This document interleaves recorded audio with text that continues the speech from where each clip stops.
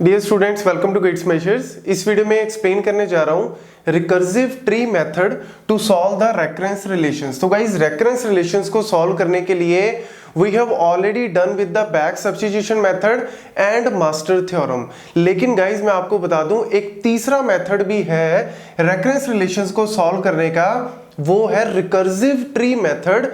जब भी हम डिवाइड एंड कॉन्कर टेक्निक्स को यूज करते हैं तो हमारी प्रॉब्लम जो है वो डिवाइड हो रही है सब प्रॉब्लम्स में, और बाद में उन सब प्रॉब्लम्स के आंसर्स को कंबाइन करके हम फाइनल आउटपुट तक पहुंचते हैं। तो इन मेथड्स में हम लोग रिकर्सिव ट्री मेथड का यूज कर सकते हैं रेकरेंस रिलेशंस को सॉल्व करने के लिए। तो गाइस, विद एग्जांपल आपको बहुत ही अच्छे से सारे सीन के सारे कॉन्सेप्ट्स की क्लैरिटी आपको दूंगा। तो गाइस, फटाफट से वीडियो को लाइक कर दें, चैनल को सब्सक्राइब करें अगर अभी तक आपने नहीं किया, और अगर कर भी दी है तो और डिवाइसेस से सब्सक्राइब करवा सकते हो। सब्सक्राइबर्स बहुत जरूरी है। तो चलिए स्टार्ट करते हैं। सबसे पहले मैं बहुत ही सिंपल सी रेकरेंस रिलेशन से आपको समझाऊंगा ताकि आपको कॉन्सेप्ट पहले क्लियर हो जाए, फिर इसी के रिलेटेड आपको 2-3 और रेकरेंस रिलेशंस को सॉल्व करके दिखाऊंगा। तो यहां पे ये हमने जो रेकरेंस रिलेशन लिखा है ये मर्ज सॉर्ट का यहां पे लिखा है। तो हमने करना क्या है, हमारा मेथड जो है वो क्या है, रिकर्सिव ट्री। रिकर्सिव ट्री, तो ट्री आपको पता ही है, ट्री डेटा स्ट्रक्चर के बारे में आपको पता है। तो यहां पे हम लोग क्या बनाएंगे, एक ट्री की फॉर्म में जो है वो यूज करेंगे कॉन्सेप्ट को।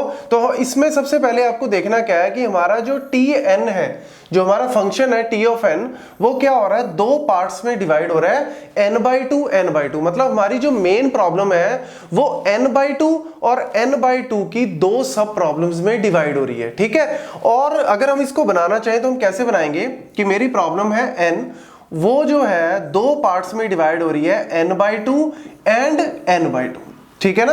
तो इन दोनों सब प्रॉब्लम्स को मैंने पहले क्या किया, बड़ी प्रॉब्लम को डिवाइड किया। डिवाइड करने के बाद मैं उनके आंसर्स को, उनके जो रिजल्ट आएंगे उनको कंबाइन करूंगा।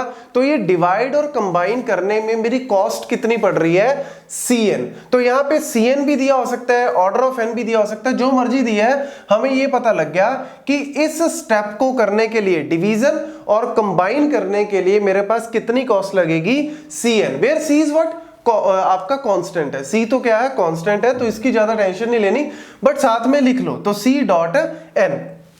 अब देखो मेरी n/2 और n/2 में डिवाइड होगी। अब नेक्स्ट स्टेप में क्या होगा, ये n/2 आगे क्या होगी, n/4 n/4 में डिवाइड होगी, ठीक है ना। मतलब n/2, अब n की जगह अगर आप n/2 पुट कर दोगे तो ये क्या बन जाएगा, n/4 बन जाएगा ना। तो यानी दो सब प्रॉब्लम्स में डिवाइड हो गया n/4 और n/4। तो ऑब्वियसली ये n/2 भी तो क्या होगी, दो सब प्रॉब्लम्स में डिवाइड हो जाएगी n/4 एंड n/4, ठीक है ना। मतलब आप n की जगह n/2 पुट कर दो तो ये n/4 हो जाएगा, सिंपल सा बात। तो यहां पे n/4 और n/4, ये जो दो सब प्रॉब्लम्स आ रही हैं, इनको अगर मैं कंबाइन करता हूं तो मेरी कॉस्ट कितनी लगेगी, n/2 कॉस्ट लगेगी। कैसे पता लगा, देखो यहां पे मेरी ओरिजिनल प्रॉब्लम थी n, और मेरे को कंबाइन करने में क्या लगा था, टाइम मेरा n। अब मैंने क्या किया कि मेरी जो सब प्रॉब्लम है वो उसका साइज कितना है, n/2 साइज हो गया। तो n/2 साइज हो गया तो ऑब्वियसली मेरी जो कॉस्ट है वो क्या होगी, n/2 होगी। अब यहां पे देखो n/4 हो गया, n/4 एक का साइज है, दूसरे का साइज भी n/4 है, तो n/4 और n/4 क्या हो गया, n/2 हो गया। तो यानी इन दोनों को कंबाइन करने के लिए n/2, इन दोनों को कंबाइन करने के लिए n/2, तो टोटल क्या होगी आपकी, n कॉस्ट ही यहां पे होगी। मतलब चारों को अगर आप ऐड करोगे तो यानी मेरी कॉस्ट कितनी हो गई, n कॉस्ट ही हो गई। अगले केस में क्या होगा, ये n/4 आगे n/8 में डिवाइड हो जाएगी, सारी जो है वो n/8 में डिवाइड हो जाएगी। तो अगेन जब आप इन सारे सब प्रॉब्लम्स को कंबाइन करोगे तो मेरी कॉस्ट कितनी लगेगी, n कॉस्ट अगेन लगेगी। तो यानी यहां से आपको एक सिनेरियो जो है वो क्लियर होता जा रहा है कि ओरिजिनल प्रॉब्लम n/2 वाली n/4 वाली n/8, ऐसे करते करते आपकी लास्ट में ये सब प्रॉब्लम जो है उसका साइज कितना रह जाएगा, 1 रह जाएगा। तो यानी यहां पे अभी तक मेरी कितनी कॉस्ट आई, ये 3 स्टेप में मेरी कॉस्ट कितनी आई, Cn plus Cn plus Cn, मतलब मेरी कॉस्ट कितनी आई 3Cn, मेरी कॉस्ट यहाँ पे आ गई। देखो सिर्फ इस कॉस्ट में n, यहाँ पे n, यहाँ पे n, तो यानी मेरी 3Cn।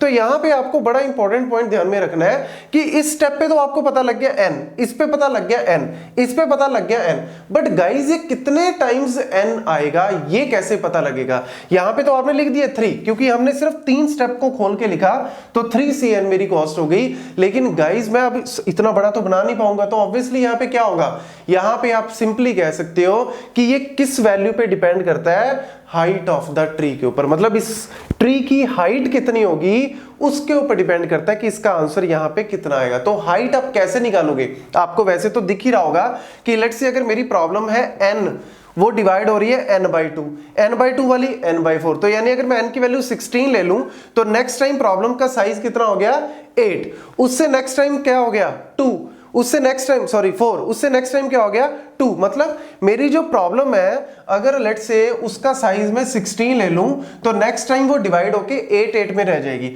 उसके बाद वो 4 में, उसके बाद वो 2 में, उसके बाद वो 1 में। मतलब कहने का कि आपको यहां से हाइट पता लग रही है 1 2 3 4, तो यानी अगर आप log 16 ले लोगे तो log 16 बेस 2 करोगे तो क्या आंसर आएगा 4। तो देखो आपको ये ही सिनेरियो क्लियर हो रहा है। तो यानी इसमें आपका फंक्शन जो है कौन सी सीरीज बन रही है इसमें, log n, यहाँ पे तो फंक्शन क्या बन गया यहाँ पे log n। तो मतलब ये वैल्यू जो है पहले स्टेप में n n n, तो ये कितनी आगे तक जाएगी डिपेंडिंग ऑन द हाइट। तो हाइट कितनी है इसमें, हाइट बन रही है आपकी log n। तो यानी ये जो Cn है ये कितने टाइम आएगा, Cn आपका आएगा log n टाइम। तो यानी इसकी टोटल कॉस्ट कितनी हो गई, इस रेकरेंस रिलेशन को सॉल्व करने की टोटल कॉस्ट कितनी होगी, C.n log n, where C is what constant. तो इसको हम क्या लिख सकते हैं, इसको हम लिख सकते हैं बिग O या आप O(n log n), big O of n log n, क्योंकि c को तो हम ऑब्वियसली सिंपल कांस्टेंट है, तो big O of n log n हम इसकी टाइम कॉम्प्लेक्सिटी इस तरीके से फाइंड आउट कर सकते हैं।